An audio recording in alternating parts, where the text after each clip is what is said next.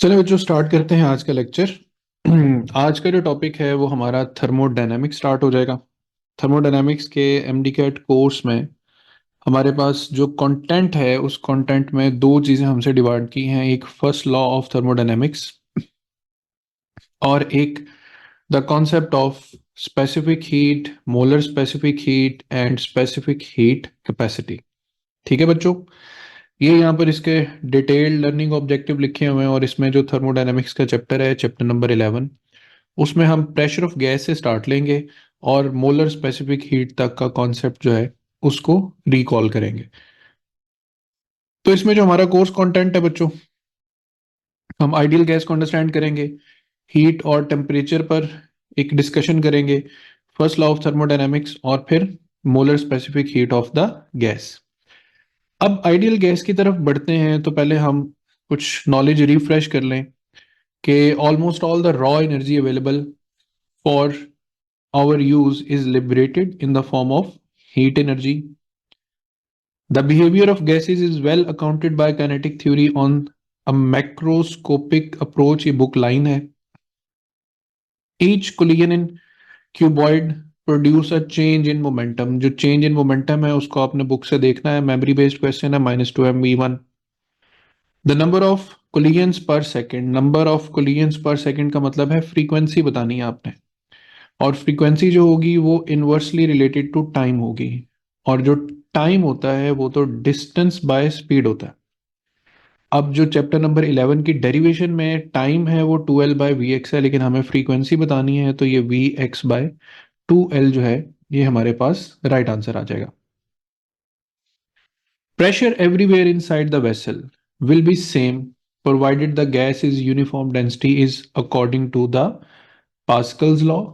ठीक है, ये यूनिफॉर्म प्रेशर को डील करता है। The pressure on any side of the container और vessel is P is equal to 1/3 rho V square. ये भी बुक में गिवन फॉर्मूला है, ये मेमोरी बेस्ड क्वेश्चन आ रहे हैं। Expression for the pressure of n molecules of a gas enclosed in a container, तो फॉर्मूला था P is equal to 2/3 N/V। तो जो मेमोरी में राइट इक्वेशन होगी वो आप यहाँ से सिलेक्ट कर लेंगे। Pressure exerted by the gas is directly proportional to, it is the kinetic energy. Ideal gas law for 1 mole of a gas, mole और वो भी 1, तो PV is equal to RT। अगर यहाँ पे 1 मोल की बजाय वर्ड 1 मॉलिक्यूल होता तो फिर उसके लिए B राइट आंसर होना था। The value of universal gas constant 8.314 joule per mole पर केल्विन। अगेन आपकी मेमोरी में ये कॉन्सेप्ट क्लियर है तो it will be delivered good. Boltzmann constant के से डिनोट होता है और R/Na इसका फॉर्मूला है, और वैल्यू ऑफ बोल्ट 1.38 10⁻23 जाउल पर केल्विन, और यहाँ पर भी सी ऑप्शन आ जाएगा हमारे पास। इसके बाद आगे बढ़ते हैं, ये मेमोरी बेस्ड क्वेश्चंस हैं, आप खुद भी कुछ करेंगे, ऑफ कोर्स मैं आपको फाइल सेंड करूंगा। तो काइनेटिक थ्योरी ऑफ गैसेस में, काइनेटिक थ्योरी ऑफ गैसेस के जरिए बच्चों सबसे पहले हम डिटरमिन करते हैं the shape of the ideal gas molecules. तो आइडियल गैस मॉलिक्यूल्स में यहाँ पे हमने जो अजम्पशंस करनी है कि हमारे पास एक फिक्स्ड वॉल्यूम के अंदर, ये हमारे पास एक फिक्स्ड वॉल्यूम है, इसके अंदर हमारे पास large number of ideal gas molecules होंगे। Ideal gas molecules rigid spherical bodies की तरह होंगे जिनके अंदर कोई फोर्स ऑफ अट्रैक्शन भी नहीं होगी और रिपल्शन भी नहीं होगी। ये एक दूसरे पर फोर्स सिर्फ इसी सूरत में एग्जर्ट कर सकते हैं अगर ये एक दूसरे से क्या करेंगे, कोलाइड करेंगे, और जब कोलाइड करेंगे तो इनके दरमियान जो कोलिजन्स होंगी वो परफेक्टली इलास्टिक कोलिजन होंगी। ठीक है, फिर ये सारे मॉलिक्यूल्स जब वेसल या वॉल्स ऑफ द कंटेनर के साथ पर unit area per unit time collisions perform करेंगे तो फिर हम इस चीज को नाम देंगे प्रेशर ऑफ द गैस का।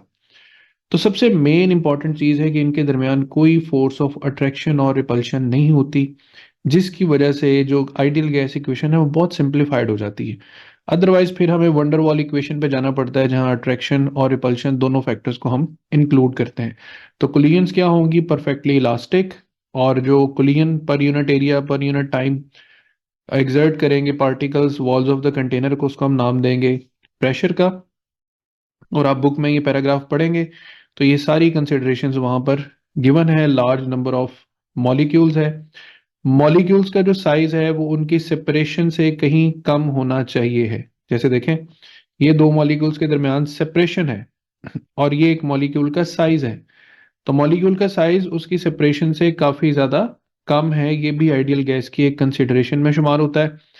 और gas molecules are in random motion and they will change their direction only by collision, और इनके दरमियान जो कोलिजन होगी वो परफेक्टली इलास्टिक होगी and molecules will not exert any force on each other during the collision.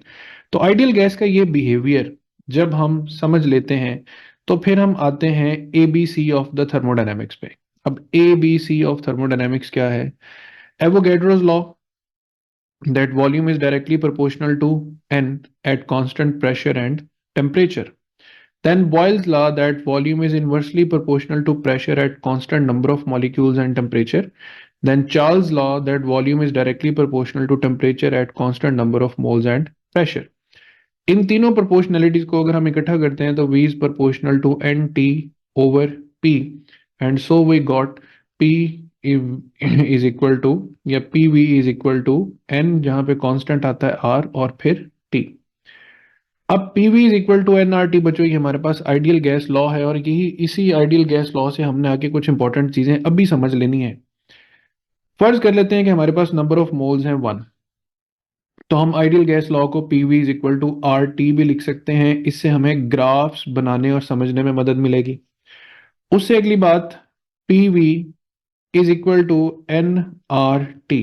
अगर आपके पास universal gas constant R use होगा कहीं पर भी, तो यहां पर बात नंबर ऑफ मोल्स की हो रही होगी, लेकिन आप सबको पता है कि जो n है वो हमारे पास N/Na के बराबर होता है। और अगर हम ये वैल्यू इस इक्वेशन में n की जगह पुट करते हैं तो PV is equal to N/Na RT equation बनती है। अब R/Na, अभी हम ऊपर एक MCQ सॉल्व करेंगे, ये बोल्ट्जमैन कांस्टेंट होता है, तो बोल्ट्जमैन कांस्टेंट के लिए हम इसको लिखेंगे PV is equal to NKT।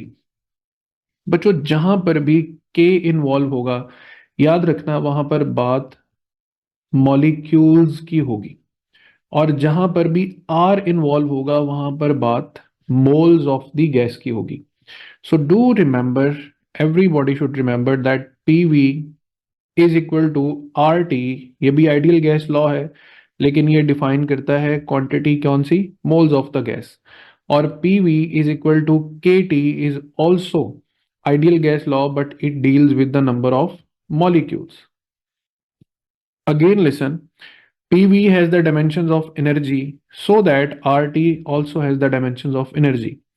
PV are having the dimensions of energy और KT are also having the dimensions of energy। तो ये इक्वेशंस जो हैं ये डायमेंशनली भी करेक्ट इक्वेशन है। तो हम PV is equal to RT के साथ फिलहाल ज्यादा फेमिलियर होने की कोशिश करेंगे, क्योंकि इसी इक्वेशन से आगे हमने जरा ग्राफ्स को अंडरस्टैंड करना है।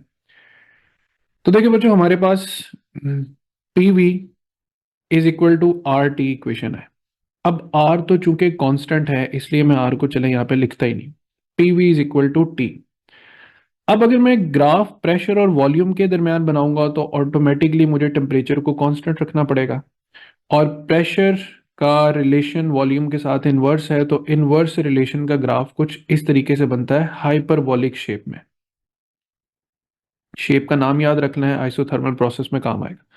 सो ये आइसोथर्मल ग्राफ भी कह सकते हैं आप इसको, प्रेशर वॉल्यूम ग्राफ भी कह सकते हैं। सेकेंडली अगर हम ये देखें कि अगर हमारे पास दो कर्व बन रही हो, कर्व ए और कर्व बी, अब देखिए दो कर्व तभी बन सकती है जब हमने दो डिफरेंट टेम्परेचर्स सेट किए हों।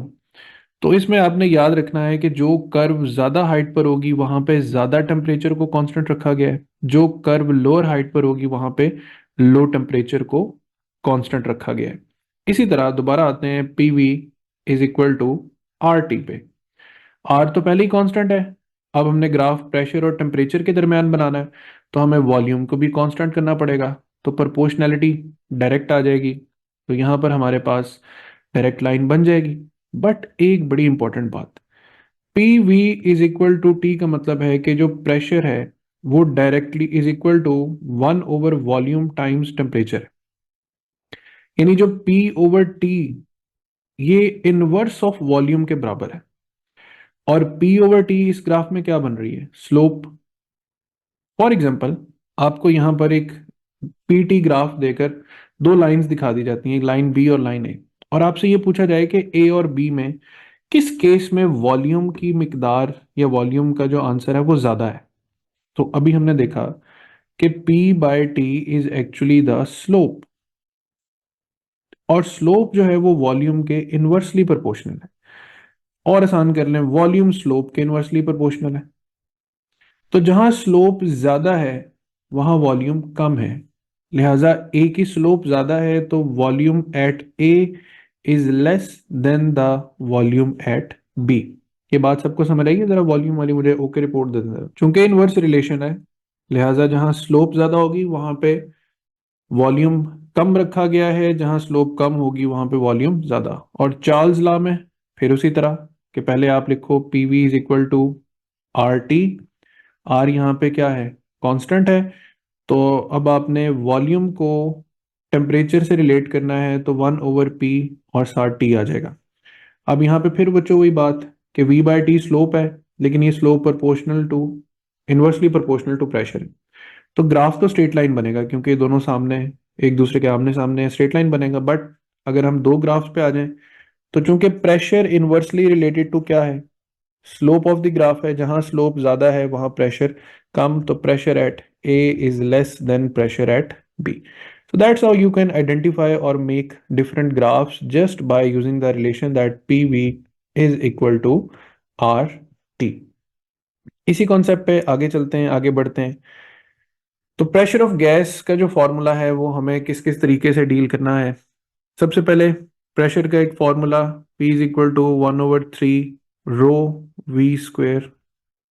ठीक है, यहां से एक बड़ा इंपॉर्टेंट फॉर्मूला बनता है, एवरेज मीन स्क्वायर वेलोसिटी जो है वो बराबर है 3p डिवाइडेड बाय रो के, और रूट मीन स्क्वायर वेलोसिटी को हम under root of 3p divided by density भी लिख सकते हैं। एक ये कॉन्सेप्ट हो गया। फिर इसके बाद प्रेशर की इक्वेशन जो फाइनली बुक में डिराइव हुई है वो 2/3 n/v इंटू 1/2 mv स्क्वायर है। अब इसको बहुत शॉर्ट फॉर्म में लिखें तो P is equal to 2/3 N not into average kinetic energy. ठीक है, और यहां से एवरेज काइनेटिक एनर्जी का एक फॉर्मूला क्या बन रहा है? 3p/2n0, जो कि एम डी कैट में एज अ क्वेश्चन आ भी चुका है। इस तरीके से भी प्रेशर ऑफ गैस को लिखा जा सकता है। फिर उसके बाद और क्या क्या तरीके हैं, आगे बढ़ते हैं। P is equal to 2/3 n/v, average kinetic energy 1/2 mv squared. ठीक है, अब देखें, अगर मैं v को उधर मल्टीप्लाई कर देता हूं तो ये बन जाएगा pv is equal to 2/3 into, साथ n भी यहां पर रहेगा, और 1/2 mv स्क्वेयर हो जाएगा। ठीक है, pv की जगह हम लिख सकते हैं nRT is equal to 2/3 n into 1/2 mv square. ठीक है बच्चों, अब ये जो n है इसको मैं लिख सकता हूं n/na। ठीक, तो अब हमारे पास होगा ये कि n से n होगा कैंसिल, यहां पर 3 को मल्टीप्लाई आर टी से और 2 को डिवाइड करने के बाद हम 1/2 को और m को एन ए से मल्टीप्लाई करते हैं और साथ v स्क्वेयर लिख देते हैं। ये वाला एन ए उधर जाके मल्टीप्लाई कर दिया तो ये कौन सा मास बन जाएगा? Molar mass. तो हमारे पास जो average kinetic energy of molar mass of the gas है वो आ रही है 3/2 RT के। मैंने थोड़ी देर पहले बताया था कि जहां पर यूनिवर्सल गैस कांस्टेंट आर आएगा वहां पर बात किसकी होगी? मोल्स की बात होगी। सो किसी भी गैस की एवरेज ट्रांसलेशनल काइनेटिक एनर्जी जो होती है आइडियल गैस की, वो ये इक्वेशन बता रही है कि it is only and only depending upon temperature. तो average kinetic energy of an ideal gas for any moles of the gas is directly proportional to the temperature, क्योंकि बच्चों 3/r तो यहाँ पे कांस्टेंट है। ठीक है, यहां तक बात समझने के बाद अभी हम दोबारा से एक और केस पर चलते हैं। अगर मैं यहां से दोबारा से चीजों को जरा रिमूव करके स्टोरी को यहीं से दोबारा से चलाऊं, तो यहां पर क्या फैक्टर था, n। ठीक है, n की जगह मैंने लिखा था n/na। n से n हो गया कैंसिल, r/na ये क्या होता है, बोल्ट्जमैन कांस्टेंट, kT। इधर आ गया 2/3, और ये एवरेज काइनेटिक एनर्जी है for one molecule of a gas. अब ये वाली एवरेज काइनेटिक एनर्जी अगर मैं फॉर्मूला बनाता हूं तो ये आता है 3/2 kT। फिर देखा आपने कि जहां पर सिर्फ मॉलिक्यूल की बात होगी वहां पर आपके पास बोल्ट्जमैन कांस्टेंट K आएगा।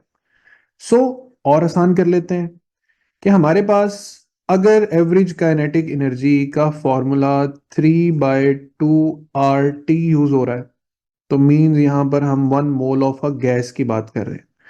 और अगर एवरेज काइनेटिक एनर्जी का फॉर्मूला 3/2 kT यूज हो रहा है, तो फिर हम 1 मॉलिक्यूल की बात कर रहे हैं। ठीक है, यहां तक बात समझने के बाद इस फॉर्मूला से भी एमडी कैट में क्वेश्चन आ चुका है। जस्ट एक टेम्परेचर गिवन है और उस टेम्परेचर पर किसी भी गैस की एवरेज काइनेटिक एनर्जी फाइंड करने को कहा गया है, तो आप सिंपल 3/2 kT यूज करेंगे और k की वैल्यू क्या है, 1.38 10⁻⁻23 जाउल्स पर केल्विन। अब मुझे एक सवाल का जवाब चाहिए बच्चों कि एक हमारे पास रूम है, ठीक है, उस रूम का एक सर्टेन टेम्परेचर है T। उस रूम में हल्की और भारी दोनों तरह की गैसेस मौजूद हैं। लेट्स से H2 भी मौजूद है, उसमें CO2 भी मौजूद है, उसमें N2 भी है, उसमें O2 भी है। आप सब बच्चे मुझे जरा ये बताएं कि इनमें हल्की और भारी गैसेस का अगर हम मवाजना करें तो कौन सी गैस के पास सबसे ज्यादा एवरेज काइनेटिक एनर्जी होनी चाहिए। शाबाश, क्या ख्याल है इसका। हाँ जी बच्चों, मुकाबला हाइड्रोजन और कार्बन डाइऑक्साइड में सख्त है।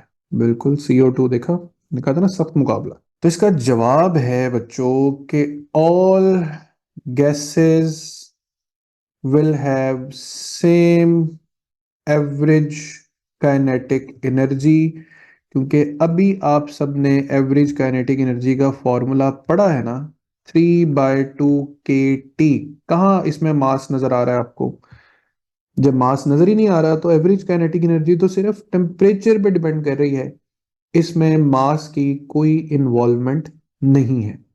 ठीक है, तो फिर हल्के को हल्के होने का क्या फायदा है और भारी को भारी होने का क्या फायदा है, वो अभी आपको पता चलता है। इसी इक्वेशन को आपने पकड़े रखना है। काइनेटिक एनर्जी को लिखते हैं 1/2 mv², इस तरफ लिखें 3/2 kT। अब 1/2 से ये वाला 1/2 कर दें कैंसिल, मैस को उधर करें डिवाइड, ताकि इधर आप सिर्फ मीन स्क्वायर वेलोसिटी की इक्वेशन बना सकें, और ये बन जाएगी 3 kT/m। अब यहां पर अकेली हुई RMS स्पीड फाइंड करनी है, तो उधर अंडर रूट आ जाएगा 3 kT/स्मॉल m। ये आ जाएगी root mean square velocity for 1 molecule of a gas. लेकिन अगर यही इक्वेशन मुझे for 1 mole of the gas के लिए बनानी है, तो बच्चों सिर्फ कॉमन सेंस काम करनी चाहिए। 3 k की जगह r आ जाएगा, t वैसे ही आ जाएगा, और एक मॉलिक्यूल के मास की बजाय मोलर मास आ जाएगा। ये वाला फॉर्मूला ज्यादा इंपॉर्टेंट है क्योंकि इससे रिलेटेड हमारी बुक में दो न्यूमेरिकल्स भी हैं, उनमें कोई मसला नहीं। जैसे वो कहता है कि find the average mean square या root mean square velocity of oxygen molecules at STP, या फिर नाइट्रोजन मॉलिक्यूल्स एट STP। अब मास, एक मॉलिक्यूल का मास कैसे निकालें भाई। ठीक है, K की वैल्यू आपको पता है, स्टैंडर्ड टेम्परेचर एंड प्रेशर पे जो टेम्परेचर है वो 0 डिग्री होता है, लेकिन यहाँ पे हम पुट करेंगे 273। तो ऊपर जो कुछ पुट करना है वो तो आपको इजीली पता है, और STP के लिए आपने कोशिश करनी है कि वैल्यू कैलकुलेटर पे पहले से फाइंड आउट करके रख लें। मसला एक सिंगल मॉलिक्यूल का मास कैसे निकालना है। तो मोलर मास की इक्वेशन क्या होती है, MnA। ठीक है, ये एक इक्वेशन हो गई। यहां से मास ऑफ सिंगल मॉलिक्यूल का मतलब है molar mass divided by Avogadro numbers. अब फॉर एग्जांपल मुझे ऑक्सीजन के एक मॉलिक्यूल का मास निकालना है। तो ऑक्सीजन के एक मॉलिक्यूल का मोलर मास कितना होता है, 32 ग्राम, डिवाइडेड बाय 6.02, 10⁻⁻23। लेकिन ये तो ग्राम्स में है, क्यों ना ऐसा करें कि इसको किलोग्राम करके इसको 23 की बजाय 26 कर दें। तो अब हम ऑक्सीजन के लिए इस जगह पे क्या पुट करेंगे, 32 divided by Avogadro number with 26 power. और नाइट्रोजन के लिए क्या पुट करेंगे, 28 kg डिवाइडेड बाय 6.02, 10⁻⁻26। हाइड्रोजन के लिए क्या पुट करेंगे, 2 kg divided by 6.02, 10⁻26। Carbon dioxide के लिए 44 kg डिवाइडेड बाय 6.02, 10⁻26। तो ये इस तरीके से आप mass of one molecule calculate करेंगे, जो अगर आपको प्रॉब्लम पेश आए इसको सॉल्व करने में। इससे रिलेटेड बुक में एक एग्जांपल और न्यूमेरिकल है, वो दोनों आपने सॉल्व करने हैं। ठीक है बच्चों, तो यहाँ तक मैंने आपको जो चीज़ें समझा दी उनको ज़रा गौर से समझ लें कि average kinetic energy for 1 mole of a gas has an equation 3/2 RT। And next, the RMS speed with 1 mole of a gas is 3 RT divided by capital M molar mass. On the other hand, average kinetic energy for one molecule of a gas is 3/2 kT. And here the RMS speed of one molecule is under root 3 kT by M। यहाँ तक मुझे जरा confirm कर दें सब बच्चे, आपको बातें समझ आ गई थर्मोडायनामिक्स ये वाली। तो यहाँ पे एक बड़ी इंपॉर्टेंट बात कि जो एवरेज काइनेटिक एनर्जी है वो सेम टेम्परेचर पे सबकी सेम होती है, लेकिन जो रूट मीन स्क्वायर स्पीड है वो मास के इनवर्सली रिलेटेड है। तो the heavier gas will have a smaller RMS speed and a lighter gas will have a greater RMS speed. ये चीजें करने के बाद बच्चों अब हम आते हैं कॉन्सेप्ट ऑफ हीट पर। हीट, जिसे हम फॉर्म ऑफ एनर्जी कहते हैं, it act just like a fluid. एक ऐसा फ्लूइड, एनर्जी का ऐसा फ्लूइड जो हाई टेम्परेचर कंसंट्रेशन से फ्लो करता है लो टेम्परेचर कंसंट्रेशन की तरफ। हीट से मुतलिक जो हमें एक चार्ट पूरा अंडरस्टैंड करना है वो यहाँ पर मौजूद है। हीट फॉर्म ऑफ एनर्जी है, ट्रांसफर कैसे होती है, by conduction, by convection, by radiation. Conductions होती हैं सॉलिड्स के थ्रू, कन्वेक्शन होती है फ्लूइड के थ्रू, और रेडिएशन होती है वैक्यूम में या स्पेस में। ठीक है, ये बेसिक यहाँ पे शॉर्टली नॉलेज आपको चाहिए, इसका इतना कोई मुश्किल काम नहीं। तो ट्रांसफर, हीट कैसे ट्रांसफर होती है, via conduction, via convection, via radiation. Conduction में सिर्फ एटम्स और मॉलिक्यूल्स अपनी जगह पर मौजूद वाइब्रेट करते करते एनर्जी को आगे ट्रांसफर करते हैं। कन्वेक्शन वो प्रोसेस है जिसमें actual movement of the molecules होती है। मिसाल देता हूं एक छोटी सी, कि एक पानी के बर्तन में पानी को अगर आप बॉयल कर रहे हैं तो पानी को आग अगर आप प्रोवाइड कर रहे हैं तो आग बजाते खुद क्या है, रेडिएशन है। ये रेडिएशन जब इस बर्तन को मिलेगी तो बर्तन है सॉलिड, और सॉलिड हीटअप होगा, सॉलिड के एटम्स वाइब्रेट करेंगे और ये वाइब्रेट करके अपना वाइब्रेशनल या ट्रांसलेशनल काइनेटिक एनर्जी बढ़ाएंगे। अब ये सारा सॉलिड जब यहाँ पर मौजूद वाटर मॉलिक्यूल्स को अपनी एनर्जी प्रोवाइड करेगा, तो ये वाले वाटर मॉलिक्यूल्स जो हैं वो हीटअप होने की वजह से लेस डेंस होंगे और ये शिफ्ट कर जाएंगे ऊपर की तरफ। और ऊपर जो हाई डेंसिटी के मॉलिक्यूल्स हैं वो इसकी जगह ले लेंगे, वो आ जाएंगे नीचे की तरफ। और यूं एक पूरा साइकिल जो है वो फ्लूइड में चलता रहता है, कि जो मॉलिक्यूल्स हैं वो बॉटम से लेस डेंस होकर ऊपर, जो हाई डेंसिटी के मॉलिक्यूल्स हैं वो नीचे, और यूं आहिस्ता आहिस्ता जो फ्लूइड है उसका टेम्परेचर इंक्रीज करता रहता है। और टेम्परेचर इंक्रीज करते करते फिर यहाँ पर वेपर्स जो है वो बनना शुरू होते हैं, जो मुकाबला करते हैं एटमॉस्फेयर का। फिर हम कहते हैं कि भाईजान जब वेपर प्रेशर इक्वल हो जाता है एटमॉस्फेयर प्रेशर पर, तो बॉडी का बॉइलिंग पॉइंट जो है वो आप पहुंचता है कि बॉडी ने किस टेम्परेचर पे बॉयल होना है। तो ये तीन मेथड है जिनके जरिए हीट ट्रांसफर होती। Secondly, specific heat. हम डिफरेंट मटेरियल्स को जब हीट अप करते हैं तो उनका टेम्परेचर सेम रेट पर इंक्रीज नहीं करता। तो वो सेम रेट पर इंक्रीज क्यों नहीं करता, उसको हम बड़ी डिटेल में डिस्कस करेंगे the concept of specific heat and heat capacity में। बहुत आसान टॉपिक है, बहुत मजे के हैं। Latent heat. लेटेंट हीट वो अमाउंट ऑफ हीट है जो phase of the material change करने में काम आती है। Phase of the material change करने का क्या मतलब है? ये मेरे पास एक टेबल पर एक आइस क्यूब पड़ा हुआ।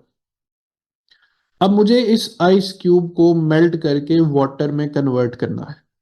ठीक है, लेट से इसकी अमाउंट 1 ग्राम है।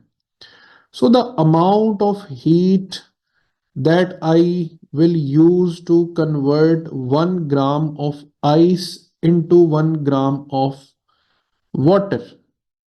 ठीक है, तो ये Q को हीट से डिनोट करना है। L यहाँ पे लेटेंट हीट है, M जो है वो मास ऑफ द सब्सटेंस है। अब 1 ग्राम है तो यहाँ पे M1 हो जाएगा। अब मैंने आइस यानी सॉलिड को लिक्विड में कन्वर्ट किया तो इसको बोलते हैं latent heat of fusion. Solid को लिक्विड में या लिक्विड को सॉलिड में।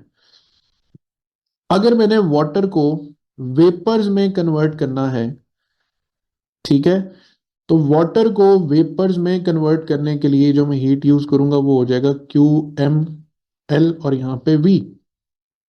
लिक्विड को गैस में या गैस को लिक्विड में। और अगर मुझे आइस को डायरेक्ट गैस में या गैस को डायरेक्ट आइस में कन्वर्ट करना है तो फिर मैं लिखूंगा Q is equal to M L S, latent heat of sublimation. ठीक है बच्चों, और यहां से लेटेंट हीट का यूनिट क्या बनता है? Q by M joules per KG. तो लेटेंट हीट से रिलेटेड बुक में एक सेकंड लास्ट एग्जांपल है एंट्रोपी से रिलेटेड में।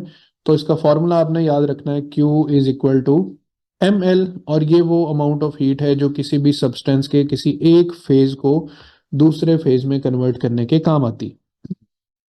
और यूनिट्स पे आ जाए तो एनर्जी का फेमस यूनिट जाउल्स है। अर्ज भी है, 1 अर्ज जो है वो 10⁻⁷ जाउल्स के बराबर होता है। और 1 कैलोरी जो है ये हमारे पास 4.2 जाउल्स के बराबर होती है। ठीक है, तो ये हमारे पास बच्चों कॉन्सेप्ट हो गया किसका? हीट का। एक हमने ओवरऑल चार्ट देखा। अब इसमें जो ओवरऑल चार्ट है उसमें हम स्पेसिफिक हीट या हीट कैपेसिटी पे आते हैं। तो यहाँ पर हम सबसे पहले तो डेफिनेशन पे आते हैं कि amount of heat required to raise the temperature of unit mass of a substance by 1 kelvin और 1 डिग्री सेल्सियस। इसकी मिसाल यूं लेते हैं बच्चों कि मिसाल के तौर पे हमारे पास एक कंटेनर में 1 kg वाटर है और एक कंटेनर में हमारे पास 1 kg सैंड है। ठीक है, और दोनों का जो इस वक्त टेम्परेचर है वो 25 डिग्रीज है। अब मैं ये चाहता हूं कि इनका टेम्परेचर 26 डिग्री हो जाए। ठीक है, तो मैं इन दोनों कंटेनर्स को सेम तरह के किसी चूल्हे पर रख देता हूं और इनको हीट प्रोवाइड करता हूं। और मैं ये देखता हूं कि थर्मामीटर पर अभी हीट मिलना शुरू हुई है, तो थोड़ी ही देर में जो सैंड है उसका टेम्परेचर 26 हो भी गया है। लेकिन मैं दूसरी तरफ देख रहा हूँ कि पानी को हीट मिलती जा रही है, मिलती जा रही है, और काफ़ी ज़्यादा हीट एब्जॉर्ब करने के बाद पानी का टेम्परेचर 25 से 26 डिग्री हुआ। सो सैंड के बारे में हम कहेंगे कि इसकी स्पेसिफिक हीट कम है, क्योंकि ये कम हीट लेकर अपना टेम्परेचर जल्दी इंक्रीज कर लेती है।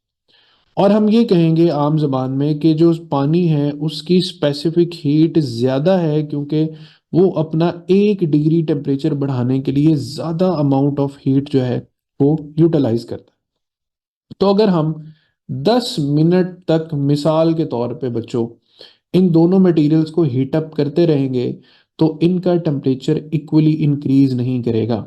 सैंड बहुत ज़्यादा गर्म हो चुकी होगी 10 मिनट के अंदर अंदर, जबकि पानी जो है वो अभी भी काफ़ी हद तक सैंड के मुकाबले में कम हीटअप हुआ होगा क्योंकि उसका टेम्परेचर कम इंक्रीज हुआ है।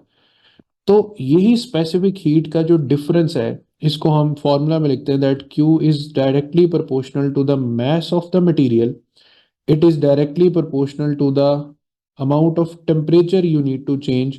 तो जब हम ये प्रोपोर्शनैलिटीज इकट्ठी करते हैं तो Q is equal to M C delta T, ये हमारे पास specific heat of the material की इक्वेशन बनती। ठीक है। अब इसमें जो C है ये स्पेसिफिक हीट कैपेसिटी है, और इसमें अब देखो, अगर मास हम यूनिट मास कर लें 1 kg, और डेल्टा टी का मतलब है कि हम टेम्परेचर चेंज करें बाय 1 डिग्री सेल्सियस या 1 केल्विन, तो हमारे पास जो Q है वो किसके बराबर आ जाता है, C के बराबर। और C को हम क्या बोलते हैं, the specific heat of the material. तो यहां तक मुझे जरा बताएं, स्पेसिफिक हीट का थोड़ा बहुत आइडिया क्लियर हुआ सब बच्चों को? तो स्पेसिफिक हीट में मजीद जरा आइडेंटिफिकेशन रखें चीजों की, कि यहां पर सेम क्या है, सेम है क्वांटिटी ऑफ मटेरियल। क्वांटिटी क्या है दोनों मटेरियल्स की, सेम है। ठीक है। लेकिन नेचर क्या है दोनों मटेरियल्स की, वो डिफरेंट है। ये तो हो गया स्पेसिफिक हीट। क्या हो गया, स्पेसिफिक हीट। अब स्पेसिफिक हीट में मैं आपको एक और ट्रिक बताता हूँ। देखो, Q is equal to M C delta T, ये है मेन फॉर्मूला। Q किसकी जगह पर आ रहा है, Q आ रहा है एनर्जी की जगह पर, so energy can also be M C delta T. देखो, कई तरह से जो डिफरेंट एनर्जीज है ना वो हीट में कन्वर्ट होती है। जैसे एक गाड़ी अगर चल रही है तो उसके टायर बार बार फ्रिक्शन की वजह से, बार बार फ्रिक्शन की वजह से हीट अप हो रहे हैं। ठीक है। तो हम कह सकते हैं कि जो kinetic energy of the car है वो हीट में कन्वर्ट हो रही है, तो हम लिखेंगे 1/2 mv² is equal to M C delta T. यहां से एक आइडिया ले लो कि कोई भी फॉर्म ऑफ एनर्जी किसी तरह भी हीट एनर्जी में कन्वर्ट होगी तो आप इक्वेशन ये यूज करोगे, that form of energy is equal to M C delta T. अब एक बल्ब है, रोशन है, चल रहा है काफी देर से, तो बल्ब की जो पावर है वो कितनी देर तक उसको ग्लो करवा रही है, तो power multiply by time energy होता है।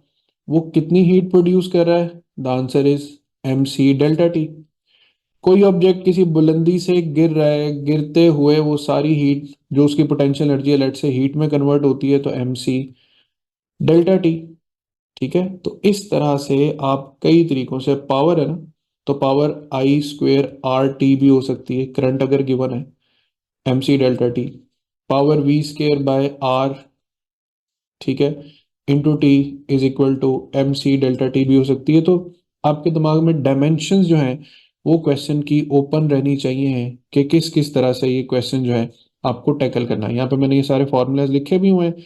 और स्पेसिफिक हीट का यूनिट तो होता है वो जाउल पर केजी पर केल्विन जो है, ये हम पढ़ते हैं। जब हम मोलर स्पेसिफिक हीट पे जाएंगे तो यही जाउल पर मोल पर केल्विन हो जाएगा।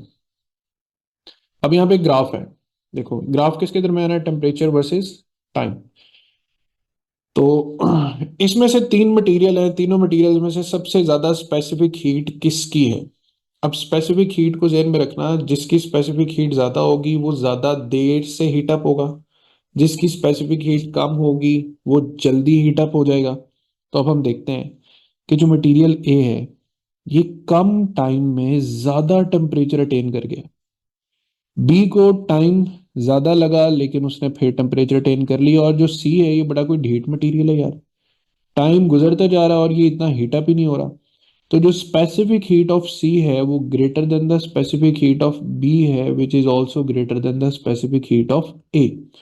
तो टाइम टेम्परेचर ग्राफ में जो ग्राफ सबसे दूर गया टाइम एक्सिस में, उसकी स्पेसिफिक हीट सबसे ज्यादा होगी और बाकियों की कम होगी। ठीक है। यहाँ पे एक और मिसाल लेते हैं। ये मटेरियल्स हैं दो डिफरेंट। अब देखो कि दोनों को ऊपर क्या लिखा है, heading heated for the same time.